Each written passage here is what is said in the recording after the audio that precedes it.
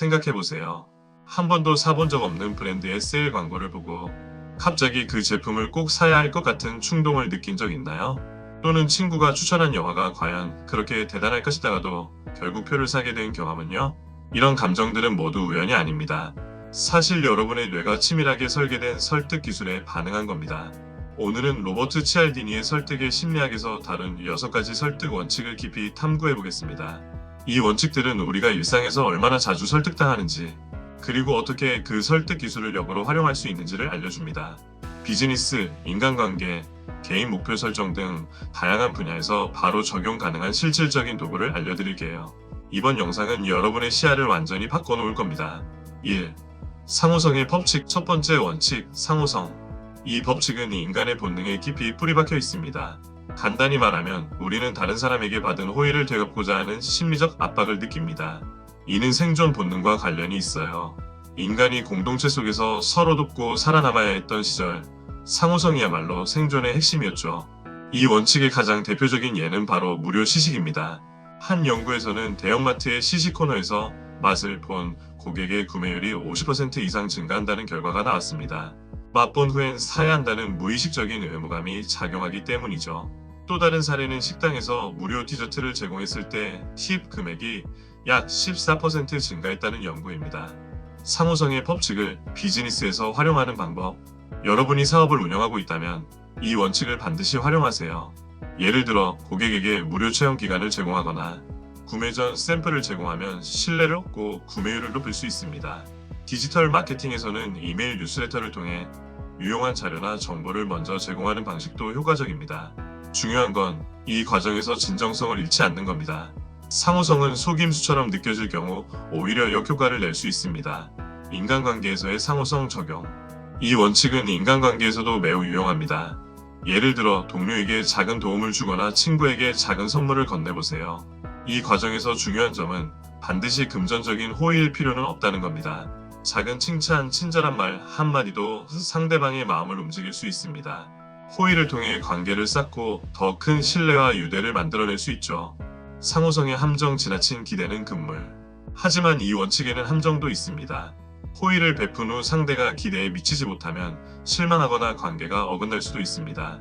따라서 상호성의 법칙을 사용할 때는 상대에게 무언가를 꼭 돌려줘야 한다는 압박감을 주지 않도록 조심해야 합니다. 2. 일관성의 법칙. 일관성의 법칙은 사람들이 자신의 행동이나 말에 대해 일관되길 원한다는 심리를 기반으로 합니다. 여기서 중요한 건 일관성을 유지하려는 경향은 단순히 자존심 때문이 아니라 사회적 평가와도 밀접한 관련이 있다는 겁니다. 내가 약속한 것은 반드시 지킨다는 이미지를 만들어야 한다는 압박감이죠. 사례. 작은 약속에서 큰 행동으로. 여기서 재미있는 실험 하나를 소개할게요. 연구자들이 한 지역 주민들에게 깨끗한 환경을 위해 힘쓰겠다는 작은 서명을 요청했을 때 이 서명을 한 사람들은 이후 환경보호 캠페인에 훨씬 적극적으로 참여했습니다. 처음에는 단순히 서명을 하는 작은 행동에 불과했지만 점차 큰 행동으로 이어진 겁니다.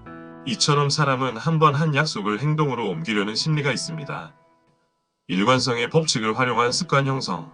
여러분이 운동이나 자기계발 같은 목표를 세우고 있다면 이 원칙을 활용해보세요. 예를 들어 주변 사람들에게 목표를 선언하거나 소셜미디어에 기록을 공유해보세요.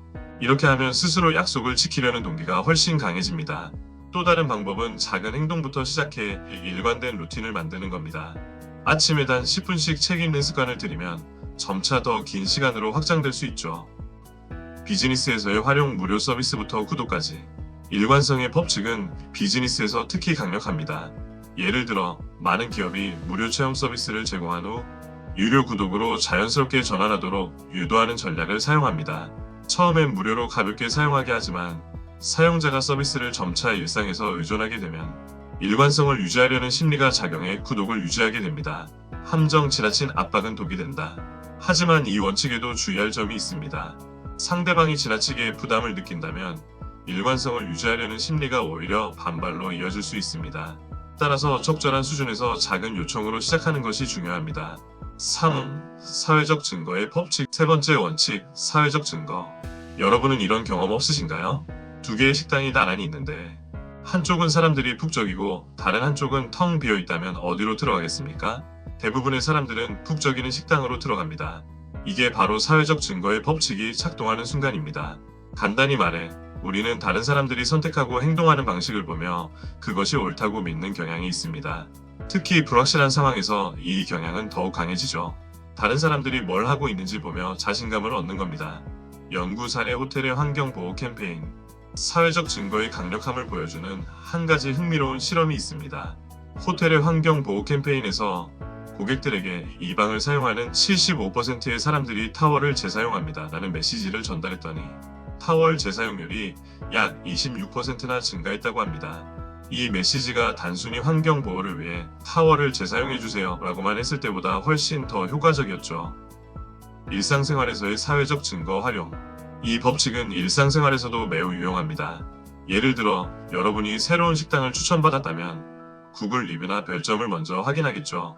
이처럼 우리는 타인의 평가를 통해 결정을 내리는 경우가 많습니다. 이 법칙을 역으로 활용하려면 여러분이 소셜미디어나 리뷰, 사이트에서 자신만의 긍정적인 평판을 쌓아가는 것이 중요합니다. 비즈니스에서의 응용 리뷰와 인기 상품 강조하기. 기업들은 이 원칙을 마케팅에 활용하기 위해 베스트셀러, 고객이 가장 선호하는 제품 같은 문구를 사용합니다. 또한 고객 리뷰를 적극적으로 활용해 상품의 신뢰성을 강화합니다. 리뷰 수가 많거나 평점이 높은 상품은 그 자체로 강력한 설득력을 가지게 됩니다. 최근에는 소셜미디어의 영향력이 크기 때문에 제품을 사용하는 모습을 담은 콘텐츠나 인플루언서의 추천을 적극적으로 활용하는 것도 좋은 방법입니다. 인플루언서가 많은 사람들이 사용하고 좋아한다고 강조하면 그 메시지는 소비자에게 더 강력하게 다가갑니다. 사회적 증거의 약점. 잘못된 판단의 위험. 하지만 사회적 증거는 항상 올바른 방향으로 작동하지는 않습니다. 잘못된 정보가 퍼지거나 많은 사람들이 잘못된 행동을 할 경우 이를 그대로 따라가는 위험도 있습니다. 따라서 사회적 증거를 따를 때는 비판적인 사고가 필요합니다. 특히 인터넷에서 리뷰를 볼 때 가짜 리뷰가 아닌지 검토하는 것도 중요하겠죠. 4. 호감의 법칙. 네 번째 원칙은 호감입니다. 간단히 말해 우리는 호감을 느끼는 사람의 말을 더 잘 듣고 따를 가능성이 높습니다. 이는 첫인상이 중요하다는 오래된 진리를 다시 한번 상기시키는 원칙이죠. 그런데 여기서 호감이란 단순히 외모나 친절함만을 의미하지 않습니다. 공통점, 칭찬, 그리고 협력도 호감을 높이는 중요한 요소입니다. 사람들은 자신과 공통점을 발견할 때 더 큰 신뢰를 느끼고 더 쉽게 마음을 엽니다. 연구 사례. 공통점의 힘. 한 연구에 따르면 판매원이 고객과 출신지나 취미 등에서 공통점을 찾을 경우 구매율이 약 20% 이상 증가했다고 합니다. 이처럼 작은 공통점이라도 관계를 형성하는 데 큰 힘을 발휘합니다. 따라서 누군가와 대화할 때는 공통된 관심사나 경험을 찾아보는 노력이 중요합니다. 칭찬과 긍정적인 언어의 효과. 호감을 높이는 또 다른 방법은 진심 어린 칭찬입니다. 우리는 칭찬을 받을 때 긍정적인 감정을 느끼고 그 사람에 대해 더 좋은 인상을 가지게 됩니다. 단, 여기서 중요한 점은 칭찬이 진심이어야 한다는 겁니다. 억지로 칭찬하거나 지나치게 과장된 칭찬은 오히려 역효과를 낼 수 있습니다. 비즈니스에서의 응용. 브랜드 친근감 높이기. 기업들은 호감을 높이기 위해 고객과의 소통을 적극적으로 강화합니다. 예를 들어 고객의 리뷰에 답변을 남기거나 고객의 의견을 반영한 제품 개발 과정을 공개하는 것이죠. 이렇게 고객과의 관계를 인간적으로 만드는 것은 브랜드의 이미지를 긍정적으로 바꾸는 데 큰 도움이 됩니다. 함정. 과도한 친절은 오히려 부담. 하지만 너무 과도하게 친절하거나 다가가면 상대방이 부담을 느낄 수도 있습니다. 특히 첫 만남에서는 적절한 거리감을 유지하면서 자연스럽게 호감을 쌓아가는 것이 중요합니다. 5. 권위의 법칙. 다섯 번째 원칙은 권위입니다. 우리는 전문가나 권위를 가진 사람의 의견에 더 귀를 기울이는 경향이 있습니다. 이는 우리의 신뢰를 쉽게 얻기 위한 심리적 지름길이죠. 예를 들어 의사가 특정 약을 추천할 때 우리는 거의 의심 없이 이를 따르게 됩니다. 권위의 상징. 의복과 자격증. 권위는 때로는 단순한 외형적 요소로도 전달됩니다. 흰 가운을 입은 의사, 정장을 입은 사업가, 또는 수많은 상장과 자격증이 걸린 사무실은 모두 권위를 상징합니다. 한 연구에 따르면 유니폼을 입은 사람의 요청은 평상복을 입은 사람의 요청보다 60% 이상 더 잘 받아들여졌다고 합니다. 권위의 법칙을 활용한 설득 전략. 여러분이 전문가로서의 이미지를 강화하고 싶다면 자신의 전문성을 꾸준히 드러내는 것이 중요합니다. 예를 들어 자신의 전문 분야와 관련된 글을 블로그나 SNS에 올리거나 세미나와 강연에 참여해 목소리를 내는 겁니다. 또 신뢰할 수 있는 자격증을 취득하거나 전문성을 상징하는 외적인 요소를 잘 활용하는 것도 방법입니다. 권위의 남용 맹목적 추종의 위험. 하지만 권위는 남용될 경우 위험할 수 있습니다. 잘못된 권위를 맹목적으로 따르다 보면 잘못된 선택을 할 가능성도 커지기 때문입니다. 따라서 권위자의 의견을 따를 때는 반드시 비판적인 사고를 유지해야 합니다. 6. 희소성의 법칙. 마지막 원칙, 희소성입니다. 여러분은 이런 문구를 보신 적 있나요? 재고 소량 남음, 오늘만 할인, 한정판 한정 수량. 이 문구들은 단순히 제품을 설명하는 것 같지만 사실은 소비자의 심리를 깊이 건드리는 강력한 설득 도구입니다. 희소성은 우리가 무언가를 잃을까봐 느끼는 두려움에 기반을 둡니다. 이 심리를 손실 회피라고 부르는데요. 이는 어떤 기회를 잃는 것은 실제로 무언가를 얻는 것보다 더 고통스럽다는 인간의 심리적 특성에서 기인합니다. 연구 사례 한정 판매의 효과. 한 실험에서 두 그룹의 사람들에게 동일한 쿠키를 제공했습니다. 한 그룹에는 쿠키를 무제한으로 제공하고 다른 그룹에는 단 2개만 주겠다고 제안했죠. 결과는 어땠을까요? 단 2개의 쿠키를 받은 사람들은 그것을 더 가치 있고 맛있다고 평가했습니다. 바로 희소성의 법칙이 작동한 겁니다. 이와 비슷하게 한정판 제품은 일반 제품보다 훨씬 더 큰 매력을 느끼게 합니다. 브랜드들이 한정판 컬렉션을 자주 출시하는 이유도 바로 여기에 있습니다. 비즈니스에서 희소성 활용하기. 여러분이 사업을 하고 있다면 희소성을 활용하는 방법은 무궁무진합니다.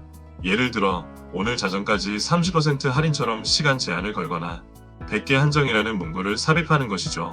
또 제품이나 서비스가 소수의 사람들만 이용할 수 있다는 이미지를 만들어내는 것도 효과적입니다. 디지털 서비스에서는 초대제 가입, 베타 테스터 모집 같은 방식이 희소성을 강조하는 데 유용합니다. 사용자가 자신이 특별한 기회를 얻고 있다고 느끼게 만드는 것이 핵심입니다. 일상생활에서의 희소성 활용법. 희소성은 일상에서도 강력한 도구가 될 수 있습니다. 예를 들어 누군가에게 요청을 할 때 이건 정말 드문 기회야라는 식으로 설명해보세요. 상대방은 그 기회를 놓치는 것에 대한 두려움을 느끼고 더 적극적으로 반응할 가능성이 높습니다. 또한 인간관계에서도 희소성은 중요합니다.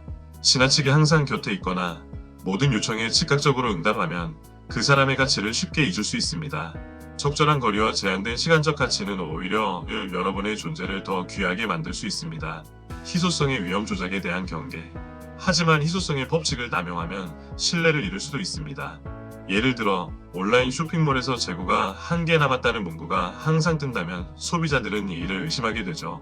따라서 희소성을 강조할 때는 반드시 정직함과 진정성을 바탕으로 해야 합니다. 마무리. 설득의 심리학을 내 삶에 적용하기. 이렇게 오늘 우리는 설득의 심리학에서 소개된 6가지 강력한 원칙을 알아봤습니다. 상호성, 일관성, 사회적 증거, 호감, 권위, 그리고 희소성. 이 원칙들은 단순히 마케팅 전략을 넘어 인간의 심리와 행동을 이해하는 데 중요한 도구가 됩니다. 이제 중요한 건 이 원칙들을 어떻게 실생활에 활용할 것인지 고민하는 것입니다. 단순히 설득당하지 않으려는 방어적 자세만이 아니라 이 원칙들을 나와 내 주변 사람들에게 긍정적인 방향으로 활용하는 법을 배우는 것이죠. 여러분의 비즈니스와 인간관계, 그리고 개인적인 목표를 달성하는데 이 원칙들이 큰 도움이 될 겁니다. 마지막으로 이 책의 저자인 로버트 치알디니는 한 가지 중요한 메시지를 남깁니다. 설득은 도구일 뿐 이 도구가 올바르게 사용될 때만 그 가치를 발휘한다고 말이죠. 여러분도 설득의 기술을 진정성 있게 활용해서 더 나은 관계와 성공을 만들어 보세요. 오늘 영상이 유익하셨다면 구독과 좋아요 부탁드립니다. 댓글로 여러분이 설득당했던 경험이나 이 원칙들을 어떻게 활용하고 싶은지 공유해주세요. 다음에도 유익한 내용으로 찾아뵙겠습니다. 감사합니다.